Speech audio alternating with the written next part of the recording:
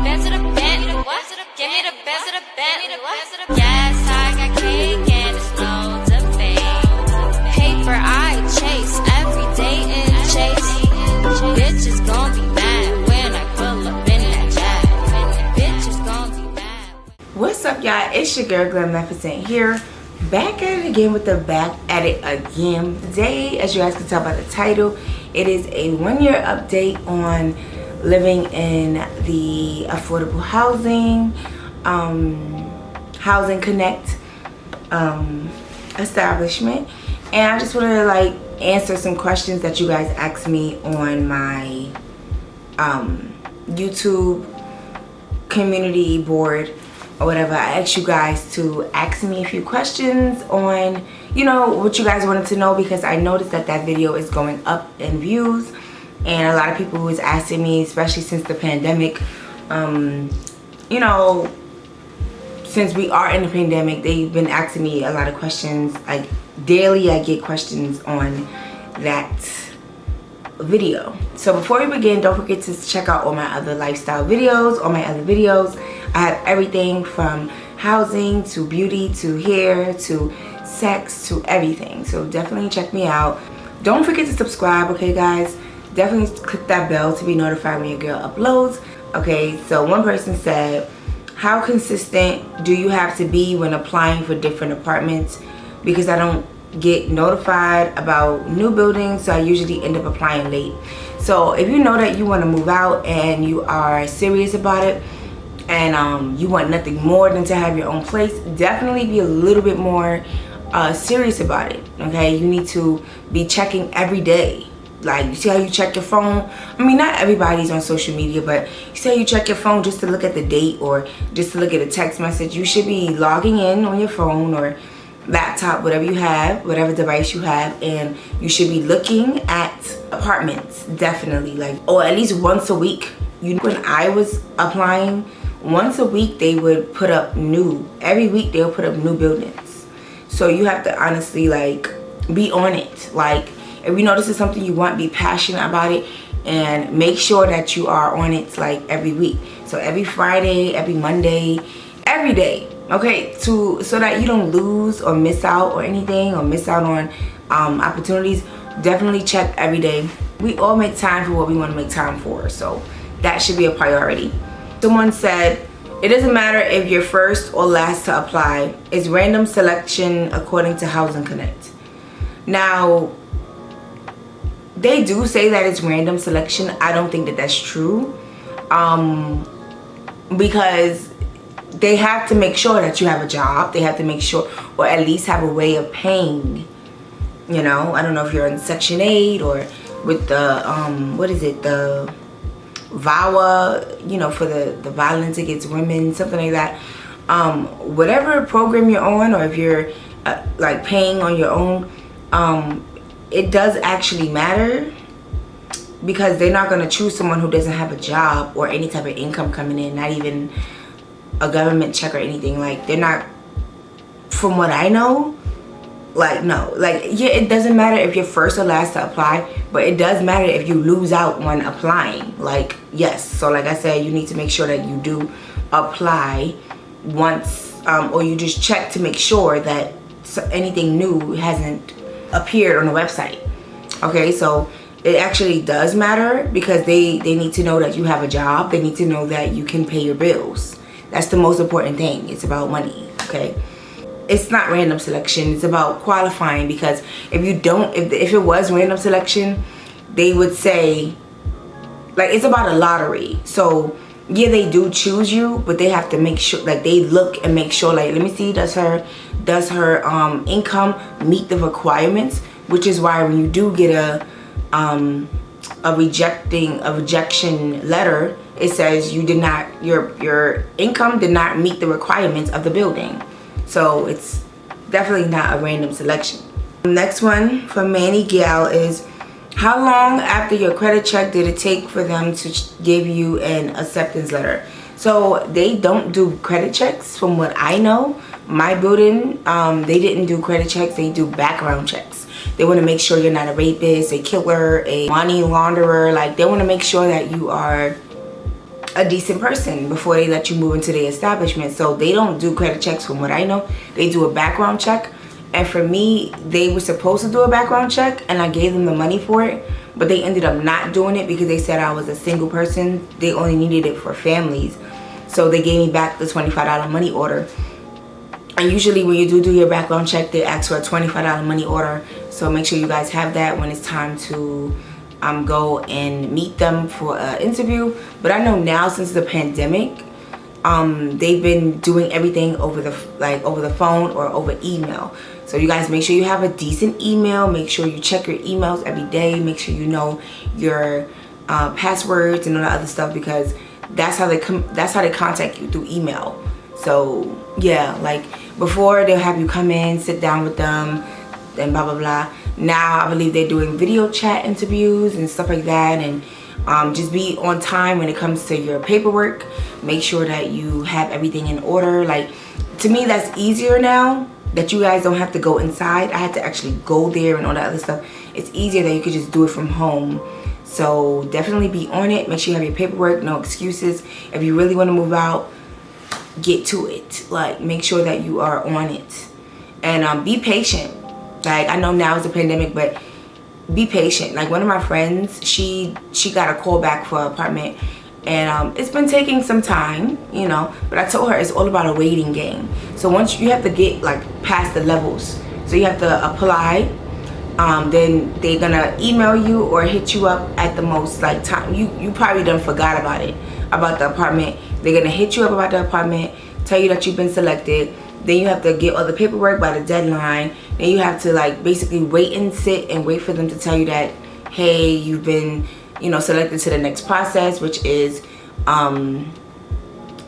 more paperwork and all the other, so on and so forth. So you just have to be patient. One person said, I'm in the mid 6,000 log number. Is that a high?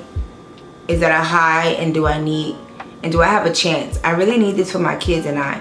So yeah, I was told that the lower the number, the higher the chance you have. But honestly, that doesn't matter anymore, because if somebody has a lower number and they don't meet the requirements, boom, they're gonna go to the next person. So it doesn't really matter.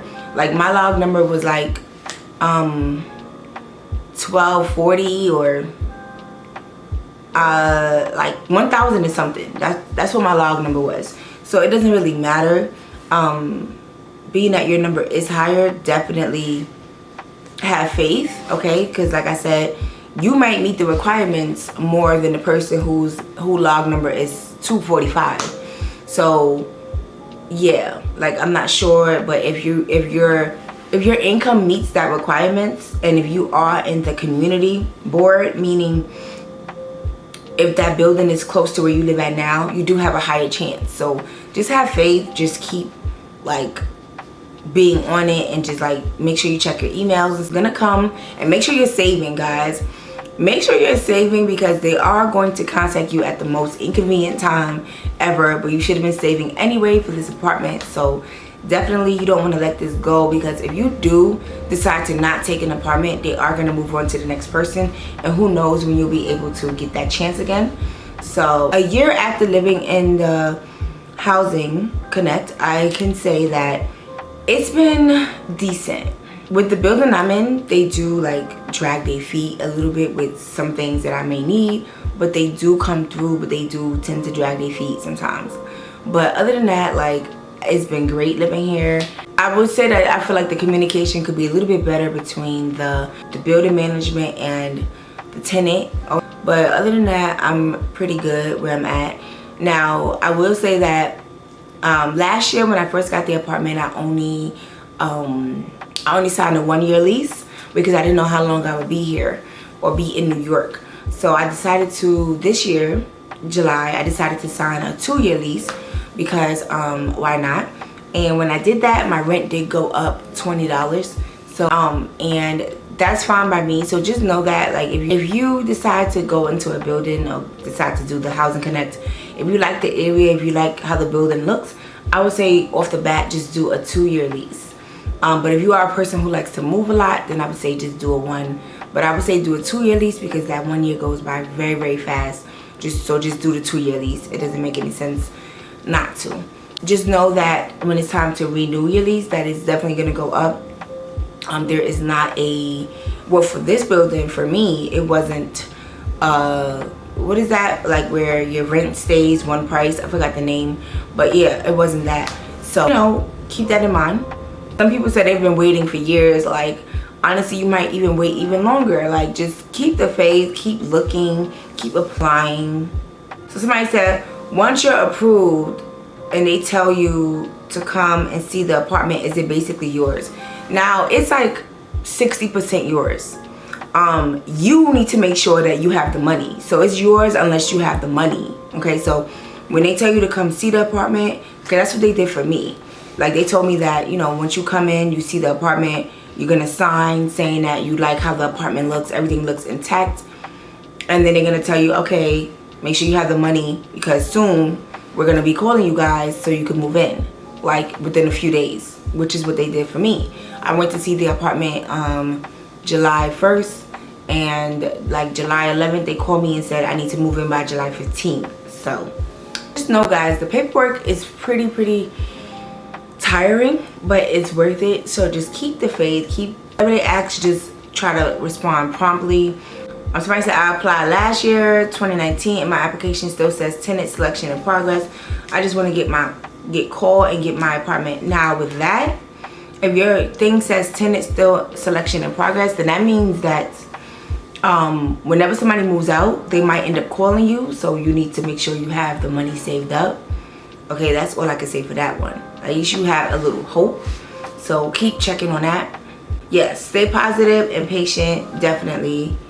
So I say, hey, I gotta call back for a new apartment, which was so weird because the pandemic. It's been 4 weeks since I gave them my papers. We couldn't do a face-to-face interview. The only question I have is, how did you guys get your work to sign the paperwork? They asked me. My mother sent the residents a couple of other papers that tells them that we actually work at where we work. So did anybody else have that problem since most jobs are closed down? I feel like also they would have emailed us that being a problem, but they never did, so we are just waiting at the moment. They definitely know that it's been hard for people to get letters, especially from jobs that closed down and they're not working, so they know that. So they are excusing that. That's what I would assume, that they are excusing that for right now, or like they're postponing things due to the pandemic. I've been on a waiting list since 2015. Make sure that you are applying for apartments that are in your income. Like if it says you need to be making $35,000 a year, make sure you make that or more. Don't apply for things that is higher than your pay rate. You definitely need 2 months of rent when you move in. You need your first month's rent and you need the security fee, which is the first month's rent fee. So if your rent is $800, you're gonna need $1,600 to move in. It definitely was expensive to furnish my place. Somebody asked, it was. So make sure you're saving up not only for the apartment, but as well for furniture. And you can also like pay down on furniture. Wherever you live at and you're not on the lease, you definitely need to see if you can get a letter from that person. So have that person, whoever you're living with, who owns the apartment, make sure that they, like, if you can, have them go and get a letter saying that you live there and you pay this and that. Have them go get the letter notarized. You could do it for free at your bank. I have Citibank. You could go do it for free there. The letter written by your mom stating you live there, or did you have to get the letter from the landlord? So I wasn't on the lease, so I had my mom write me a letter and we got it notarized. Do you have to notarize all your documents? No, only the letters. So you don't have to notarize all your documents, only letters, like for the landlord. For saying that you live there, you pay rent, like that. So pet policy. They don't allow pets unless it's an emotional support animal. Yes, I definitely have my dog, and you guys will see him soon on my channel. And he's an emotional support animal. I'm applying for these buildings on a website, but I like to know if they take Section 8 vouchers. They definitely take Section 8 vouchers. Did they charge you a move-in / out fee as well? No, they just charge you a security and a 1 month rent. I have been on it for 3 years and got nothing but rejection letters. I make too much for food stamps. Yeah, I would say just keep trying. Okay, just keep trying. That you apply for places that are in your income like bracket. Don't apply for anything that's higher because you know you're not gonna get it. Do you think this coronavirus is going to delay people moving into their apartments? Absolutely not. They're still working on it. If anything is gonna heighten, it's gonna be more people moving in. In my building, I've seen one family move in last week, so that's pretty good.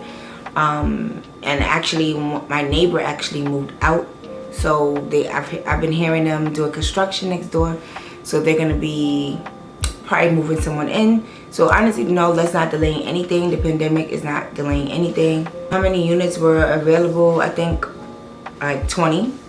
I have a studio, so it was like 20. It wasn't that many. Were you in the community board of the building? Yes. So I mean, I didn't live too close to here, but I lived like, I'm gonna say like a 20-minute bus ride. Maybe, yeah, probably a 15 to 20 minute bus ride. Probably a 20-minute bus ride away from here. So it was pretty close. It wasn't that close, but it was pretty close. Will Nightshell find out I'm not on my aunt's lease and she doesn't want me to have her address on my profile? But how will they know I'm within a community board? I'm not sure what to do. So if you could use, it's kind of messed up with those situations. So I would say like if you can have a friend help you with using their address or something, someone who's not on night of assistance, probably do that. I don't know. Like somebody said, where do I work at? I do security at night, and then I also do YouTube. And somebody asked, can I do a video on lit places to go in New York City? Most definitely. I'll definitely do that. That sounds interesting. I think that's all the questions for now. It's pretty good. Like, it's pretty decent. I chose to stay another 2 years. So I hope I answered all you guys' questions. Don't forget to comment, like, subscribe. And if you guys want me to do part 3, I definitely